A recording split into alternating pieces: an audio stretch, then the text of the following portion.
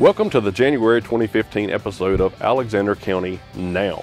In this edition, you'll learn more about the upcoming Martin Luther King Jr. celebration from Reverend Sterling Howard. Tax Administrator Guy Kerley will provide insight on the tax revaluation process. The Business Spotlight is on Hildebrand Accounting, and find out more about upcoming events in January. All this and more in this episode of Alexander County Now. Dr. Martin Luther King Jr. is well known for his role in the civil rights movement in the 1960s. Although he left this world way too early, we still remember him fondly for his good deeds and his dream for making this a better country. Each year, communities all across America celebrate the life of Dr. King in January, and Alexander County is no exception. Reverend Sterling Howard will tell us more. I'm Sterling Howard. I'm president of the Alexander County branch of the NAACP. I also pastor at St. Peter Missionary Baptist Church in Statesville, North Carolina. Yes, I've pastored at Third Creek Baptist Church in Stone Point. I was there 22 plus years, and I've been away now for 2.5 years, and of course my heart's still there with a lot of the folk that the kids that you saw born and raised up. The Martin Luther King Jr. celebration will be at the Hiddenite Center, January the 19th, 2015 at 12 o'clock. This year, we're focusing not only toward the kids, but also the parents. We have some of the kids from different churches participating, and also Anthony Carter. He is planning a skit for us. And also we have one of the ladies from the school system. She is the former principal at East Middle School. She's got to speak for about 15 minutes. We're focusing toward the parents this year. Hopefully we can change the minds of the parents. It would trickle down to the kids, because we know that it all starts at home. And I've seen over the last few years, it seems as if things have begun to roll over again, you know, and we don't want to go back to the 60s. So we have to change the mindset of the people.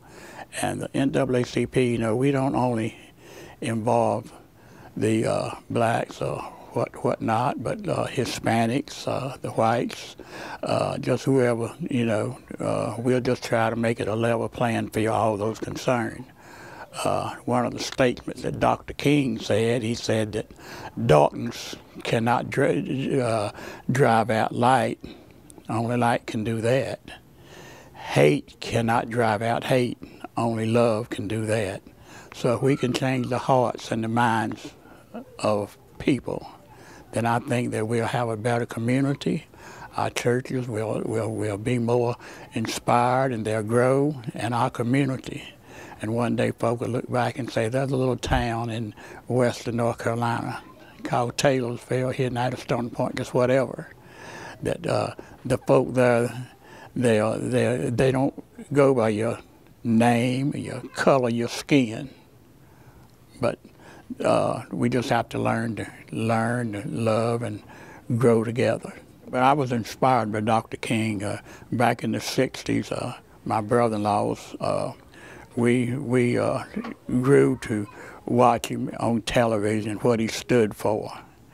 And one thing that I can remember, we attended Dr. King's funeral, and it was a great experience. We stopped at one service station in Atlanta to get gas, and a man came out with a gun and wouldn't sell us gas.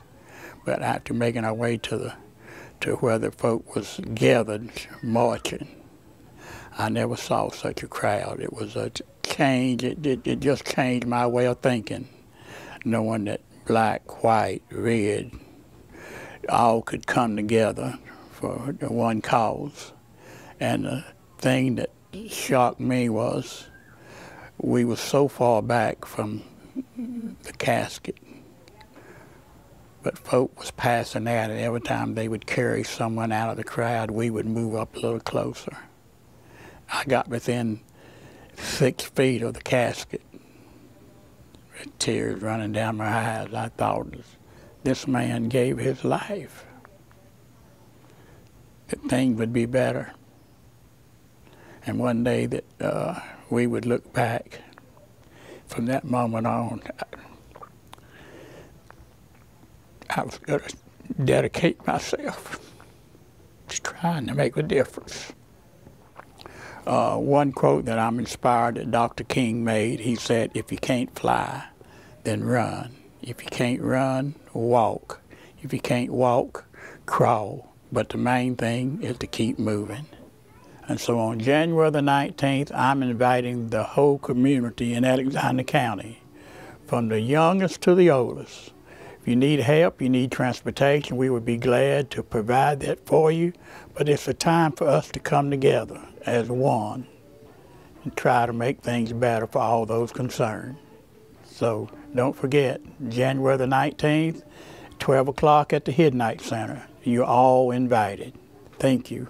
Thank you, Reverend Howard. This is an event that brings our community closer together, and I encourage everyone to join hands and keep Dr. King's dream alive.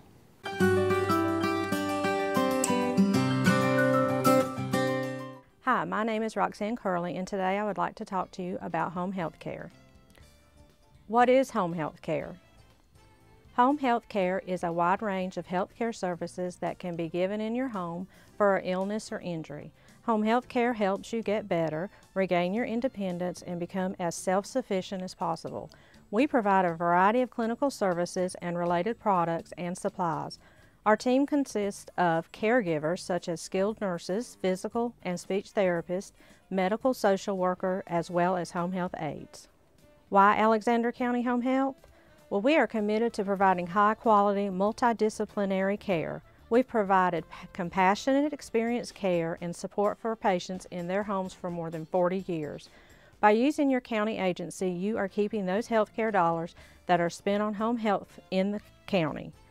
The revenue that Alexander County Home Health generates helps fund services greatly needed for residents of Alexander County and helps to keep your taxes lowered. Who can get home health care? You must be under the care of a doctor. You must be in need of a skilled care and/or health education and must be essentially homebound. What does essentially homebound mean? Essentially, your condition should be such that there exists a normal inability to leave home, and doing so would require considerable and taxing effort. Generally speaking, you would be considered homebound if you have a condition due to an illness or injury that restricts your ability to leave home without the aid of an assistive device such as crutches, canes, or walker or wheelchairs, without the assistance of another person, or if leaving the home is medically inadvisable. You can leave the home as often as you need for medical treatment that cannot be provided in the home. Further, you are allowed brief and infrequent absences from the home for some non-medical reasons, such as an occasional trip to the barber or beauty shop, to attend church, or to a unique family event such as a graduation. Who pays for home health care services, and will it cost you anything? If you meet certain eligibility requirements, Medicare may pay for your covered home health care for as long as you are eligible and your doctor certifies that you need it. Your cost in original Medicare is nothing for home health care services. This service is provided for free. This includes the majority of the supplies that are used during your care, such as wound supplies, syringes, lab supplies. If you are currently using a Medicare replacement plan, such as Humana, Avantra, or United Healthcare, your cost will be dependent on your policy terms.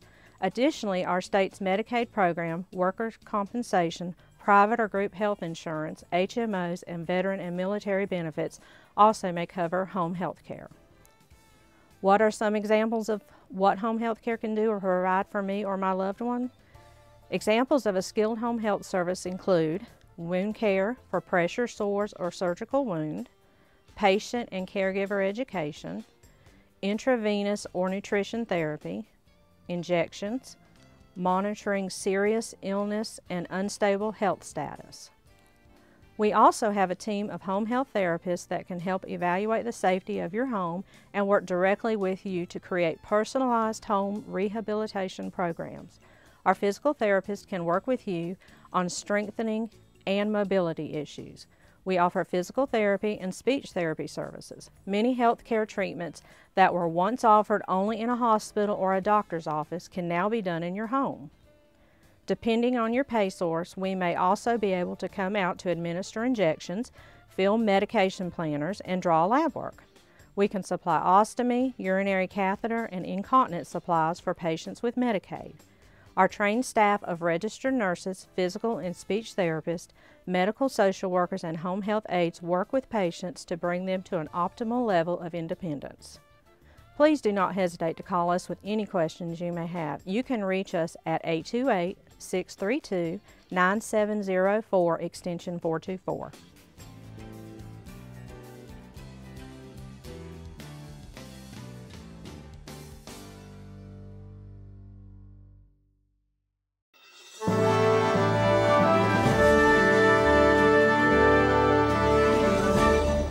The first bank robbery in Alexander County. This was a significant event that resulted in the death of 5 people.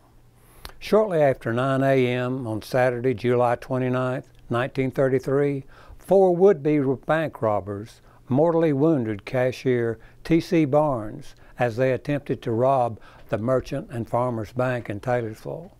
The bank building was located across the street from the courthouse on West Main Avenue and recently served as the office of the Chamber of Commerce until it closed in 2012. Robber Mike Stefanoff, according to courtroom testimony, believed there would be $15,000 in the bank that morning, and the town had no officers to speak of. As they said, just one little sheriff and one little deputy. The robbers entered the bank, and one of the criminals placed a quarter on the counter, asked for change, drew a handgun, and demanded money. Barnes threw an ink pot at one of them. The robber responded by shooting Barnes in the abdomen, the lung, and in the shoulder. Solon Little, also a bank employee, was shot in the abdomen. Little survived, but Barnes died the next day. Robbers Lester Black and Mike Stefanoff were arrested near Poor's Knob and brought to jail in Taylorsville. When a mob stormed the jail, Sheriff Lynn Mays was forced to take the culprits to another county for safekeeping. The other participants in the robbery, Boscombe Green and his son Lester, escaped to Detroit, Michigan. After some 6 months, they surrendered to authorities at Morristown, Tennessee in February 1934. All 4 men were tried in Superior Court in Taylorsville and found guilty of murder and sentenced to death. The state executed them in 1934. Incidentally, the men didn't make a dime from their criminal efforts. They even left behind their quarter on the bank counter. And since 1933 robbery in Taylorsville, there have been numerous other bank robberies in Bethlehem and Hiddenite, as well as one in Stony Point. This is just one of the many interesting stories that you'll find in Alexander County Treasures.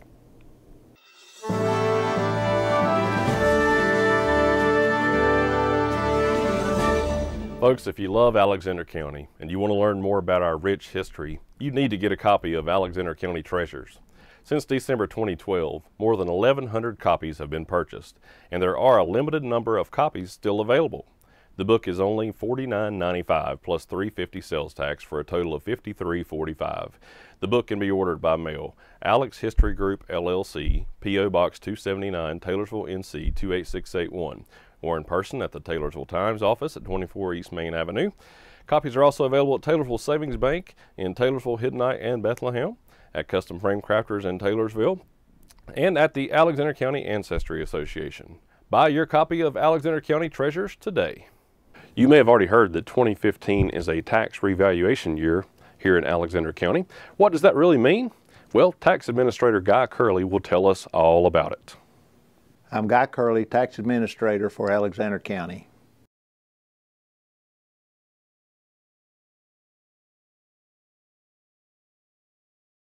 The process of taxing property in Alexander County, actually in all of North Carolina, is governed by laws called general statutes created by the North Carolina General Assembly. The Property Tax Division of North Carolina Department of Revenue oversees tax offices across the state to help make sure these laws are carried out uniformly by each county. There are 3 types of property identified in the property tax system in North Carolina.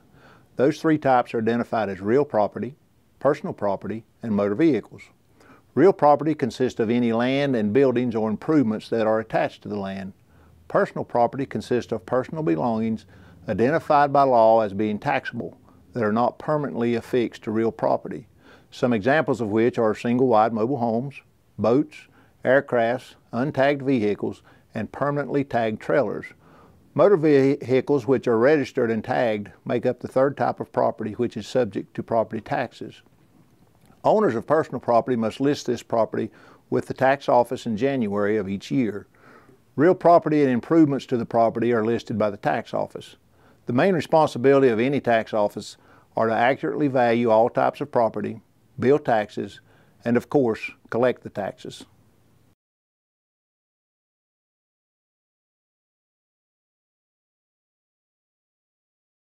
Reappraisal and revaluation actually refer to the same process.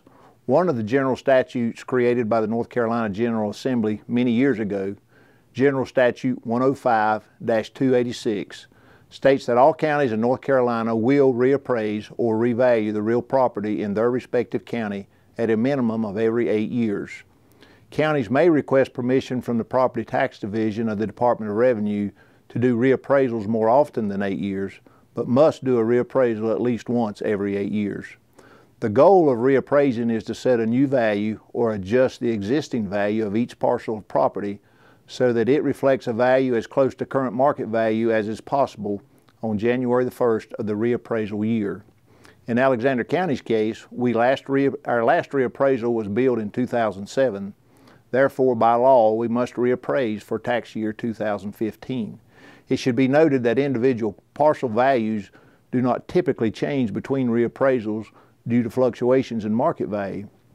The only time values should change between reappraisals is if improvements have been made, such as buildings or additions to existing buildings, or if something happens to the existing improvements, such as a loss due to a fire. In other words, if the overall market value of real property goes up between reappraisals, tax value remains the same. Likewise, if overall market value falls between reappraisals, tax value still remains the same.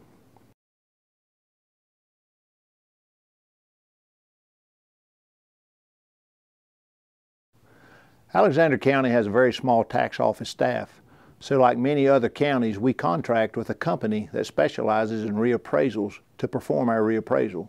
Because the process involves analyzing and gathering extensive data, our process actually started around July or August of 2013. Time is spent in collecting and organizing sales histories on all types of property, residential, vacant land, and commercial. The county is broken down into areas called neighborhoods, where properties with as many common characteristics as possible are grouped together and compared. A good example of this would be a neighborhood consisting of developed lakefront property. This collection and study of data is an ongoing process during the entire reappraisal process. A lengthy document known as the Schedule of Values is developed. This document is required by law as part of the reappraisal process. It must be presented to and approved by the Board of County Commissioners and made available for the public to read and study if they so desire. The Schedule of Values of Alexander County's 2015 reappraisal was adopted by the Alexander County Board of Commissioners this past September. The Schedule of Values is actually a written version of the standards, rules, methods, and procedures that form the basis for valuing all land, buildings, and other improvements that are considered to be real property. In addition to setting the standards for valuing property for the 2015 reappraisal, this document will continue to be used to set values for new improvements until the next reappraisal is performed. The Schedule of Values does not give specific values for individual properties, but it is a guideline for developing uniform values for properties with similar characteristics. There are three commonly accepted approaches used either individually or together to determine value. One is the cost approach, which looks at the cost to replace improvements to property while taking into account their age and their depreciation. Then there's the market approach, which is the compiling of actual sales data and even looking at asking prices of properties for sale to help determine current market value. And finally, there's the income approach, which measures the present worth of future benefits of the income the property is generating and the remaining economic life of the property. The final component of reappraisal is to visually inspect properties. Where possible, properties are visited and current data on file regarding improvements and conditions is either verified or corrected. Once this entire process is complete, a new assessed value for each parcel is computed. It's not uncommon for values in some parts or neighborhoods of the county to decrease, while values in other parts or neighborhoods of the county will increase. This is, of course, a result of the effect of supply and demand for properties. Once all this information is gathered and analyzed, an updated assessed value is assigned to all properties in Alexander County. Property owners will be notified of this new value in writing by mail. We anticipate mailing these new values notices around mid-January of 2015. Once the taxpayer receives their new assessed value, they should review them very carefully, taking into account what they feel the current market value is. If they feel the value is incorrect in any way or does not reflect current market value as of January the 1st of 2015, they have the legal right to appeal that value. Property owners should have some basis for appealing the new value assigned to their property. They may have had a recent appraisal done by a professional appraiser with a value different than the new value assigned to it, or they may feel the tax office has incorrect information about the improvements made to their property. The fact that a property owner feels the value is just too high is usually not a valid reason for an appeal. The proper steps for appealing value will be spelled out in the notice of value mailed to each property owner.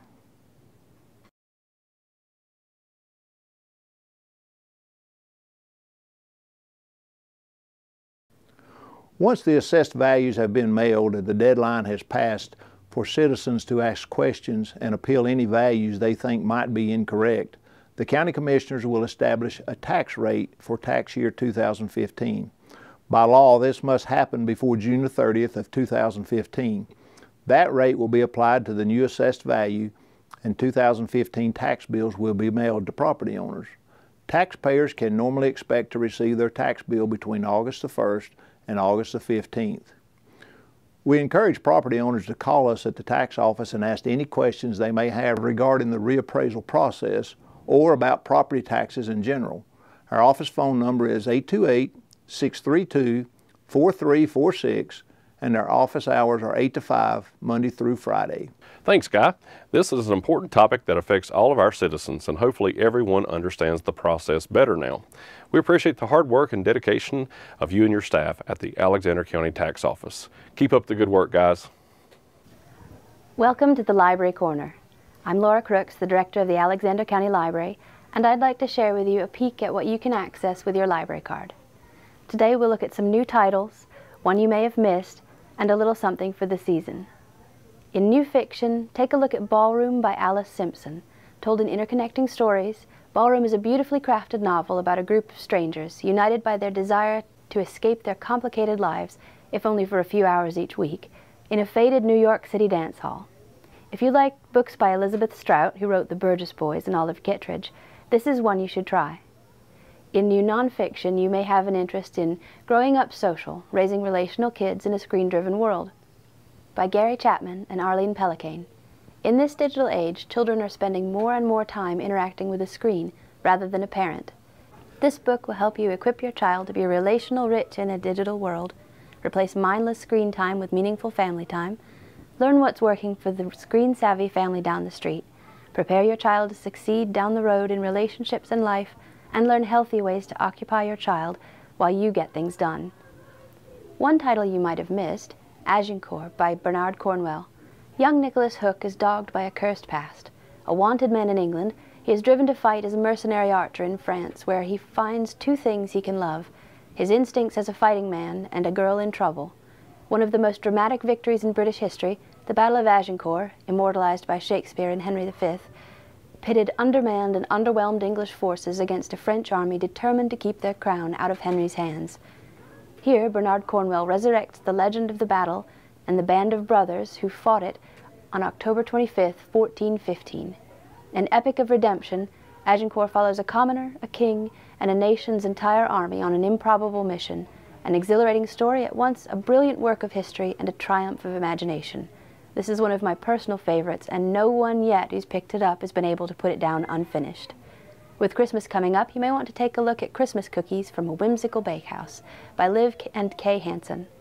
Come holiday time, there's no better way to celebrate than baking up some special cookies. In this book, mother-daughter bakers Kay and Liv Hansen share their most enchanting cookies, from simple to show-stoppingly beautiful. These irresistibly pretty cookies are perfect for snacking and gifting, decorating the tree, and of course, leaving for Santa. From chewy apricot chocolate triangles to tangy lemon drop cookies, Christmas Cookies from the Whimsical Bakehouse is a fanciful, fabulous take on everyone's favorite holiday treat. I hope you'll visit us at the library and see how much more we have to offer. In addition to the county's Martin Luther King Jr. celebration on January 19th, the public is invited to visit the Hiddenite Center's Lucas Mansion during the month of January to experience their unique new exhibit entitled Living the Dream, Artistic Impressions of the Words of Dr. Martin Luther King Jr. The Hiddenite Center, in conjunction with the Alexander County NAACP, will present this free exhibit January 7th through the 31st in the Lucas Mansion Gallery, located at 316 Hiddenite Church Road in Hiddenite. Living the Dream honors the life and legacy of Dr. King by inviting artists to create visual art that is inspired by one of his memorable written or spoken quotations. The exhibit brings together professional artists from across the region, as well as students from Alexander County schools, and submissions from area churches and civic organizations.